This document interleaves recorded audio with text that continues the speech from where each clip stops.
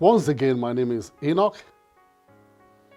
and I want to say I greet you in the name of the Lord. Today, I want to ask you a very simple question. How could you go to sleep? Somebody is wondering, why should I not sleep? Why should you sleep after what you have done? After the atrocities that you have committed? After the evil you perpetrated? You sat down on a table where they discussed how to destroy a whole nation.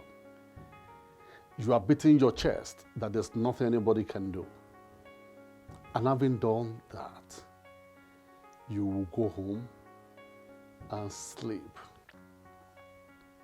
How could you be able to sleep? How do you do it? Because there's no sleep for the wicked. The wicked does not have a place of rest. So how do you do it? As the boss in your place of work, how do you do evil and you go to sleep? Somebody had invested into the business you're doing and he had entrusted the business into your hands, and you are destroying that business gradually. Every day you go to office, all your plans and thoughts are how to steal, kill and destroy, and go and start a business of your own by destroying the business of the man that entrusted his business and investment into your hands. How could you sleep doing that? Is it that your soul has been sold to the devil, that even God cannot help you? You cannot be redeemed again. How could you do that? How could you promise somebody marriage, somebody you know you will not marry, and deceiving that person for years? How could you go to sleep? The children you are claiming to be your husband's children are not actually his children. And some people will get to know this truth at very critical stages of their lives that nothing could be done. I'll give us an example. A man who was naturalized in the United States of America was traveling back from Africa after he has filed for his son. You know, the son was born out of wedlock because he has a family and he has all his children in the US with him. So he has filed for this other son who was now a grown-up. So on getting to the embassy, they asked them to go and do their DNA test. And the man got the results and he lost his mind. The boy was never his son. Though the boy looks so much like him.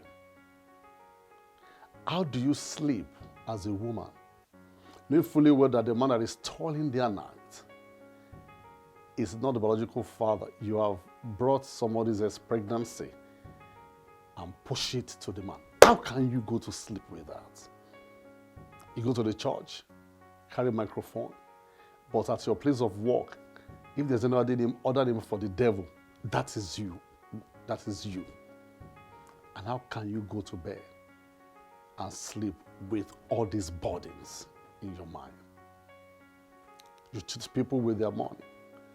You do cat frauds. You ride fantastic vehicles. You have bought big houses. How could you sleep with all these atrocities that you are doing? You sit down as a privileged staff in the place. You destroy other people's lives and businesses. You manipulate appointments and you arrange. You just turn everything upside down. And you still carry the Bible. You still kneel down on your knees to pray. And how can you sleep destroying people's lives because you are sitting on a position that is not forever? Nothing in life is going to last forever. could you do that? How can you make other people to cry, shed tears? You see them like this shedding tears and you are happy. How could you go to sleep? You think you can cause trouble in a country and run away because you have visa or you have private jets? Do you have anything called conscience?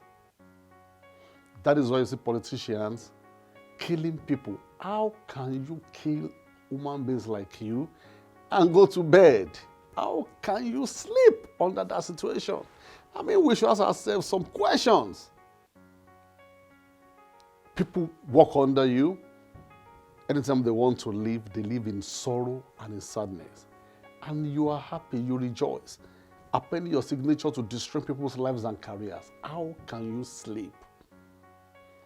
You are molesting little children. You are engaged in drug trafficking, engaging, child trafficking. You are engaged in prostitution. You recruit people, lie to them, they will get jobs, but you traffic them for prostitution to be harlots and prostitutes. And you carry proceeds of this money, produce of kidnapping. And you invest it upon your children. And you think your children will survive or succeed in life? How did you get to this point of your life? Where did you miss it? Where did you lose it? I'm calling you back home. Check your heart. Check yourself.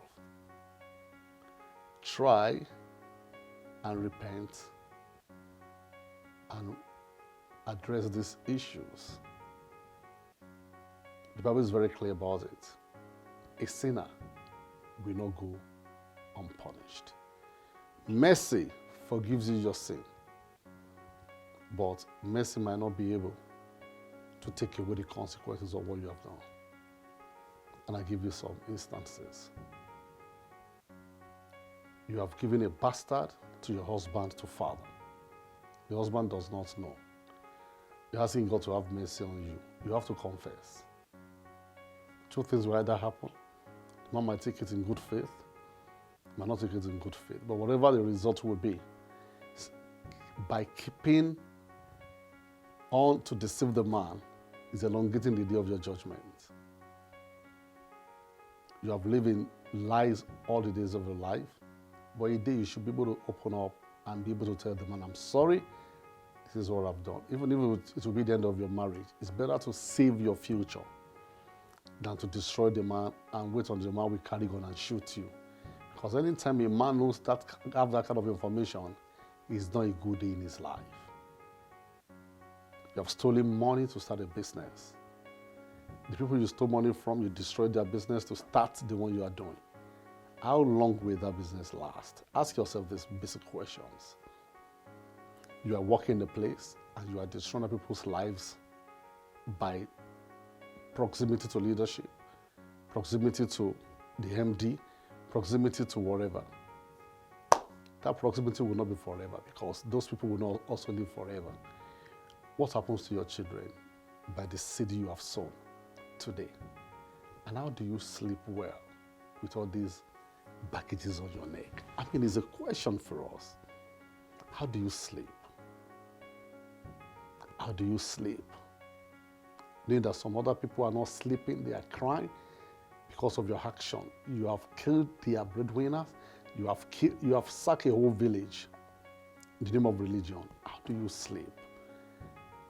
Don't forget, God is not mocked. Whatsoever a man sows, he will reap. I am just a messenger. If you want to sleep well, act well, do well, and behave well. Thank you very much.